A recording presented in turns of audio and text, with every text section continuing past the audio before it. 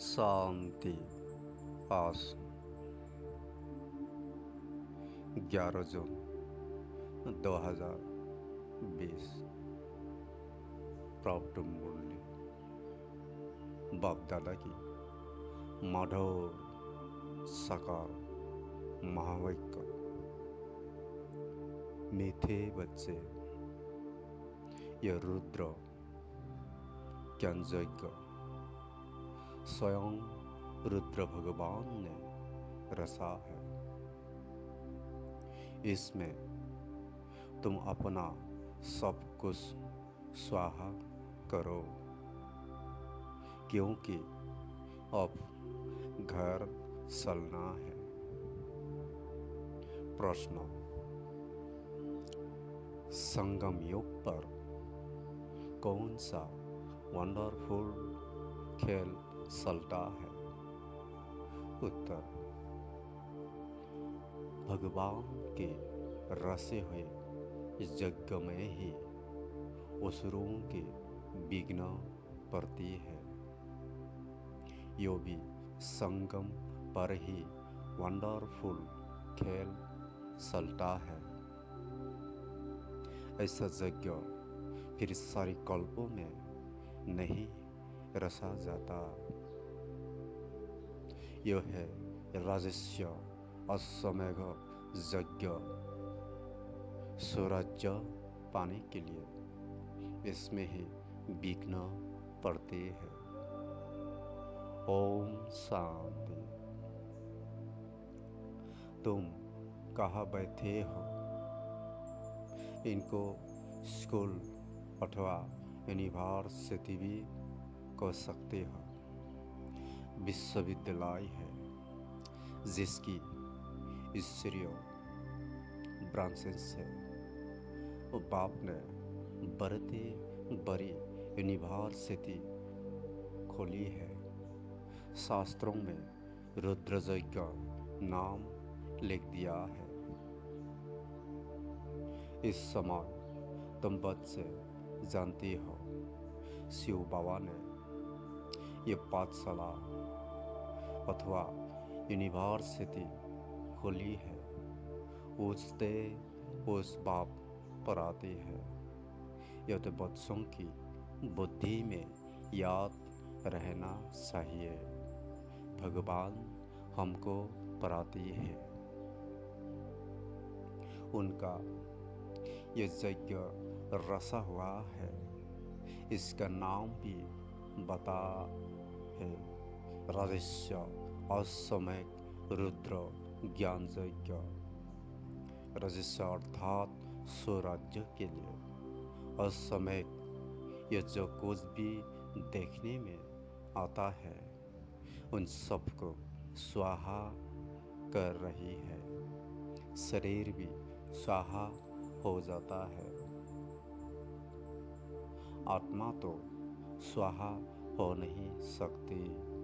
सब शरीर स्वाहा हो जाएंगे, बाकी आत्माएं वापस भागेंगे। यह है संगम युग।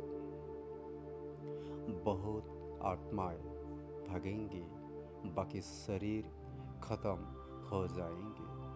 यह है सब ड्रामा में तुम ड्रामा की बस चल रही हो। बाप कहते हैं, हमने राजस्य यज्ञ रचा है। यह भी ड्रामा में प्लेन अनुसार रचा गया है। ऐसे नहीं कहेंगे कि मैंने यज्ञ रचा है। ड्रामा प्लेन अनुसार तुम बच्चों को पढ़ाने के लिए कल्प पहले माफिक ज्ञान यज्ञ रचा गया है। मैंने रचा है, यह भी अर्थ नहीं निकलता। ड्रामा प्लेन अनुसार रचा गया है। कल्प कल्प रचा जाता है। यह ड्रामा बना हुआ है ना। ड्रामा प्लेन अनुसार एक ही बार यज्ञ रचा जाता है। यह कोई नई बात नहीं है। अभी बुद्धि में बैठा है, बरोबर 5000 वर्ष पहले भी सतयुग था। अब चक्र फिर रिपीट हो रहा है, फिर से नई दुनिया स्थापन हो रही है। तुम नई दुनिया में स्वराज्य पाने के लिए पढ़ रहे हो। पवित्र भी जरूर बनना है, बनते भी वही है जो ड्रामा अनुसार कल्प पहले बने थे, अभी भी बनेंगे। साक्षी हो, ड्रामा को देखना होता है और फिर पुरुषार्थ भी करना होता है। बच्चों को मार्ग भी बताना है। मुख्य बात है पवित्रता की। बाप को बुलाती है कि आओ पवित्र बनाकर हमको इस शीशी दुनिया से ले जाओ।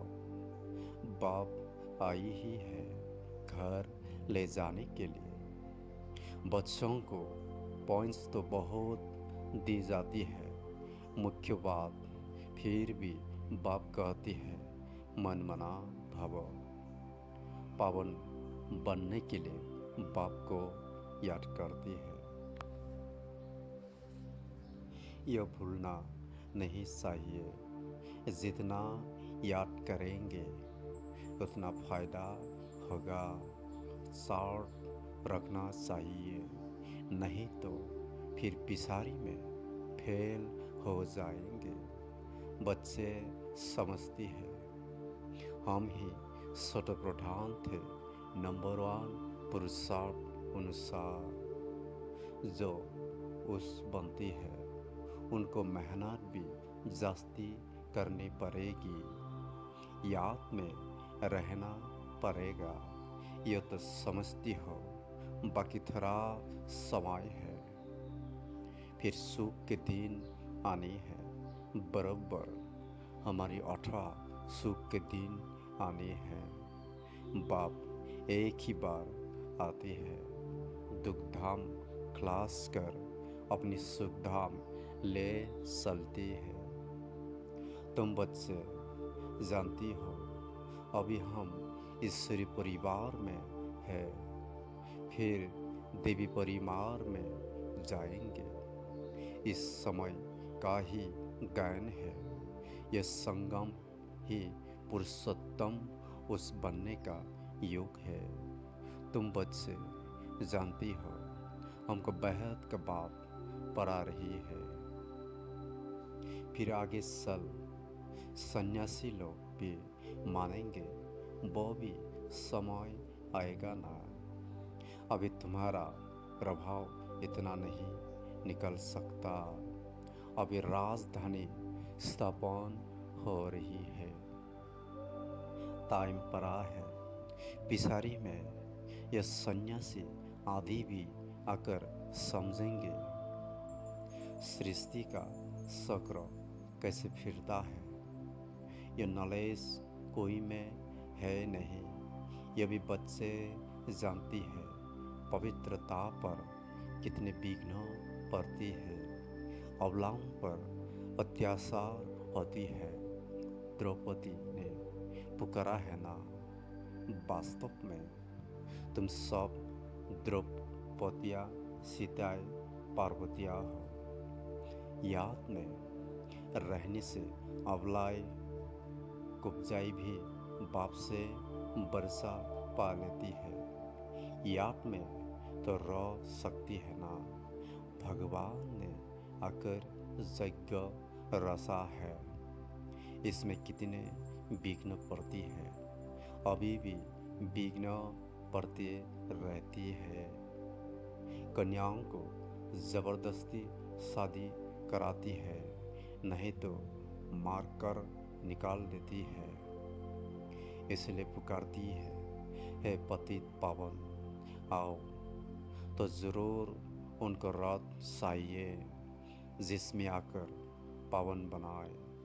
गंगा के पानी से पावन नहीं बनेंगे। बाप ही आकर पावन बनाए, पावन दुनिया का मालिक बनाती है। तुम देखती हो इस पतित दुनिया का विनाश सामने खड़ा है। क्यों न बाबा का बन जाए, स्वाहा हो जाए। पूछती है स्वाहा कैसे हो, ट्रांसफ़र कैसे करे। बाबा कहते बच्चे, तुम इस साकार बाबा को देखती हो ना, यह खुद करके सिखा रही है। जैसा कर्म हम करेंगे, हमको देख और करेंगे। बाप ने इनसे कर्म कराया ना, सारा यज्ञों में स्वाहा कर दिया। स्वाहा होने में कोई तकलीफ थोड़ी ही है। ये न बहुत साहूकार न गरीब था, साधारण था। यज्ञ रसा जाता है तो उसमें खान पान की सब सामग्री चाहिए ना। यह है ईश्वर यज्ञ। ईश्वर ने आकर इस ज्ञान यज्ञ की स्थापना की है, तुमको पराती है। इस यज्ञ की महिमा बहुत भारी है। ईश्वर यज्ञ से ही तुम्हारा शरीर निर्वाह होता है। जो अपनी को अर्पणमय समझती है, हम त्रासती है, यह सब कुछ ईश्वर का है। हम शिव बाबा के यज्ञ से भोजन खाती है। यह समझ की बात है ना। यहाँ तो नहीं सबको आकर बैठना है। इनका सैंपल तो देखा कैसे सब कुछ स्वाहा किया। बाबा कहते हैं जैसे कर्म ये करता है, इनको देख औरों को भी आया। बॉडी स्वाहा हुई, जो हुई वो अपना बरसा लेती है। बुद्धि से भी समझा जाता है। आत्मा तो चली जाएगी, बाकी शरीर सब खत्म हो जाएंगे। ये बेहद का यज्ञ है, इनमें सब स्वाहा होंगे। तुम बच्चों को समझाया जाता है कैसे बुद्धि से स्वाहा हो, नस्तमोहा बन जाओ। यो भी जानती हो कि सारी सामग्री खाक हो जानी है। कितना बड़ा यज्ञ है, वहाँ फिर कोई यज्ञ नहीं रचा जाता है, न कोई उपद्रव होती है। ये सब जब भक्ति मार्ग के अनेक यज्ञ है, बस सब खत्म हो जाती है। ज्ञान सागर एक ही भगवान है, वही मनुष्य सृष्टि का विष रूप सत चैतन्य है। शरीर तो जड़ है, आत्मा ही चैतन्य है, वो ज्ञान सागर है। तुम बच्चों को ज्ञान सागर बैठ पढ़ाती है, वह सिर गाते रहते हैं और तुमको बाबा सारा ज्ञान सुना रही है। ज्ञान कोई बहुत तो है नहीं, वर्ल्ड का चक्र कैसे फिरता है यह सिर्फ समझना है। यह बाप तुमको खुद पढ़ा रही है, कहती भी है साधारण तन में प्रवेश करता हूँ। भागीरथ भी मशहूर है, जरूर मनुष्य ही होगा जिसमें बाप आएगा।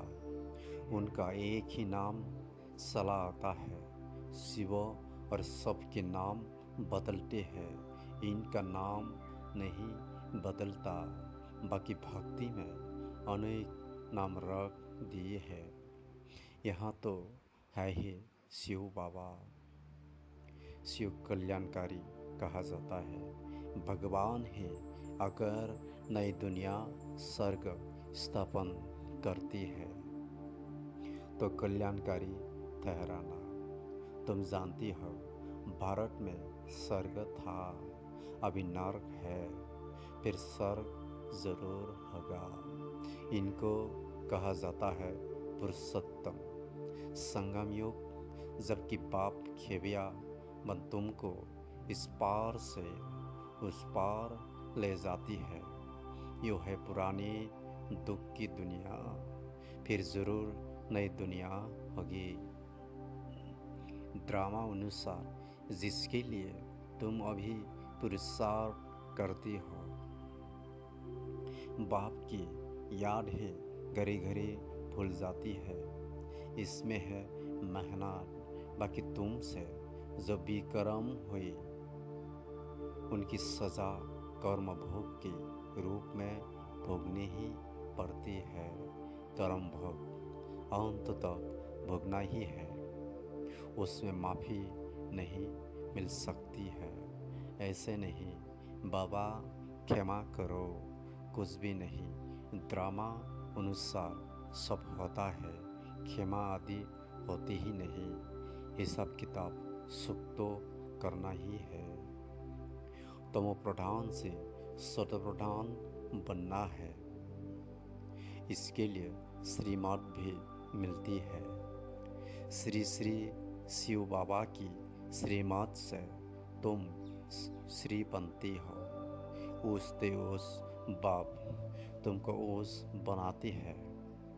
तुम अभी बन रही हो, अभी तुमको स्मृति आई है।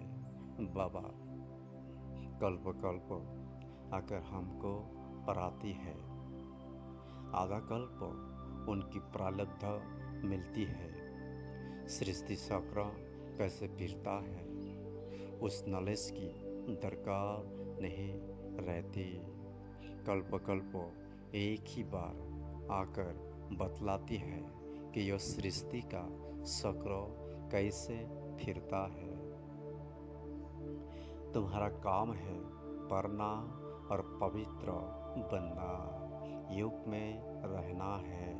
बाप के बनकर और पवित्र नहीं बनेंगे तो 100 गुना दंड पड़ जाएगा, नाम भी बदनाम हो जाता है। गाती भी है सद्गुरु का निंदक थोर न पाए। मनुष्यों को पता ही नहीं कि यो कौन है। सद्भाव ही सद्गुरु सत्तिसार होगा ना। तुमको पढ़ाते वो है सच्चा सद्गुरु भी है। जैसे बाप ज्ञान का सागर है, तुम भी ज्ञान की सागर हो। बाप ने तो सारा ज्ञान दे दिया है। जिसने जितना कल्प पहले धारण किया है उतना ही करेंगे। पुरुषार्थ करना है। कर्म बिगड़ तो कोई रह न सके। कितने भी हठयोग आदि करती है, वो भी कर्म है ना। ये भी एक धंधा है आजीविका के लिए। नाम होता है, बहुत पैसा मिलता है, पानी पर आग पर चली जाती है, सिर्फ उड़ नहीं सकती है। उसमें तो पेट्रोल आदि सही ना, लेकिन इनसे फायदा तो कुछ नहीं। पावन तो बनते नहीं। साइंस वालों की भी रेस है, उनकी है साइंस की रेस और तुम्हारी है साइलेंस की। सब शांति ही मांगते हैं। बाप कहते हैं शांति तो तुम्हारा स्वधर्म है। अपने को आत्मा समझो, अपने घर चलना है। शांति धाम यो है दुख धाम। हम शांति धाम से फिर सुख धाम में आएंगे। ये दुख धाम क्लास होना है। यह अच्छी रीति धारण कर फिर औरों को धारण कराना है। बाकी थोड़े रोज है वो पराई पर कर, फिर शरीर निर्वाह अर्थ माथा मारना पड़ता है। तकदीरवान बच्चे फौरन निर्णय ले लेती है कि हमें कौन सी पढ़ाई पढ़नी है, उस पढ़ाई से क्या मिलता है और इस पढ़ाई से क्या मिलता है। इस पढ़ाई से तो एको जन्म की प्रारब्ध बनती है। तो ख्याल करना चाहिए कि हमको कौन सी पढ़ाई पढ़नी है, जिसको बेहद के पाप से बरसा पाना है वो बेहद की पढ़ाई में लग जाती है, परंतु ड्रामा प्लान अनुसार कोई की तकदीर में नहीं है। तो फिर उस पढ़ाई में शतक पड़ती है, ये पढ़ाई नहीं पढ़ते, कहते फुर्सत नहीं मिलती। बाबा पूछती है कौन सी नॉलेज अच्छी, उनसे क्या मिलेगा और इनसे क्या मिलेगा। कहती है बाबा जिस्मानी पढ़ाई से क्या मिलेगा, थोड़ा करके कमाएंगे। यह तो भगवान पढ़ाती है, हमको तो पढ़कर राजाएं पढ़ पाना है, तो ज़्यादा ध्यान किस बात पर देना चाहिए। कोई तो फिर कहते बाबा वो कोर्स पूरा कर फिर आएंगे। बाबा समझ जाती है इनकी तकदीर में नहीं है, क्या होना है सो आगे सल देखना है। समझते है शरीर पर भरोसा नहीं है, तो फिर सच्ची कमाई में लग जाना चाहिए। जिसकी तकदीर में है वही अपनी तकदीर जगाएंगे, पूरा जोर लगाना है। हम तो बाप से बरसा लेकर ही सोएंगे। बेहद का बाबा हमको राजाई देती है, तो क्यों ना यो एक अंतिम जन्म हम पवित्र बनेंगे। इतने ढेर बच्चे पवित्र रहते हैं, झूठ थोड़े ही बोलती है, सब पुरुषार्थ कर रही है, पढ़ रही है, फिर भी विश्वास नहीं करते। बेहद का बाप आते ही तब है जब पुरानी दुनिया को नया बनाना होता है। पुरानी दुनिया का विनाश तो सामने खड़ा है, ये बहुत क्लियर है। समय भी बराबर वही है, अनेक धर्म भी है, सतयुग में होता ही है एक धर्म। ये भी तुम्हारी बुद्धि में है, तुम्हारी में भी कोई है जो निश्चय अजून कर रही है, और ये निश्चय करने में टाइम लगता है। क्या शरीर पर भी भरोसा थोड़ी ही है, जरा भी सांस गंवाना नहीं चाहिए। किसकी तकदीर में नहीं है तो जरा भी बुद्धि में आता नहीं है। अच्छा, मीठे मीठे सिकलत दे बच्चों प्रति माता पिता बाप दादा का याद प्यार और गुड मॉर्निंग। रूहानी बाप की रूहानी बच्चों को नमस्ते। हम रूहानी बच्चों की रूहानी बाप दादा को याद प्यार और गुड मॉर्निंग, नमस्ते नमस्ते। धारणा के लिए मुख्य 2 पॉइंट। पहला पॉइंट, सच्ची कमाई कर एको जन्म के लिए अपनी तकदीर बनानी है। शरीर पर कोई भरोसा नहीं है, इसलिए जरा भी सांस नहीं गंवाना है। दूसरा पॉइंट, नस्तमहा बंद कर अपना सब कुछ रुद्र यज्ञ में स्वाहा करना है। अपनी को अर्पण कर त्रासदी हो संभलना है। साकार बाप को फॉलो करना है। वरदान। ग्लानि करने वाले को भी गुण माला पहनाने वाले इष्ट देव महान आत्मा भव। सार। जैसे आजकल आप विशेष आत्माओं का स्वागत करते समय कोई गले में स्थूल माला डालती है तो आप डालने वाले के गले में रिटर्न कर देती हो। ऐसे ग्लानि करने वाले को भी आप गुण माला पहनाओ तो वो स्वतः ही आपको गुण माला रिटर्न करेंगे, क्योंकि ग्लानि करने वाले को गुण माला पहनना अर्थात जन्म जन्म के लिए भक्त निश्चित कर देना है। यह देना ही अनेक बार का लेना हो जाता है। यही विशेषता इष्ट देव महान आत्मा बना देती है। स्लोगन। अपनी मनसा वृत्ति सदा अच्छी पावरफुल बनाओ तो खराब भी अच्छा हो जाएगा।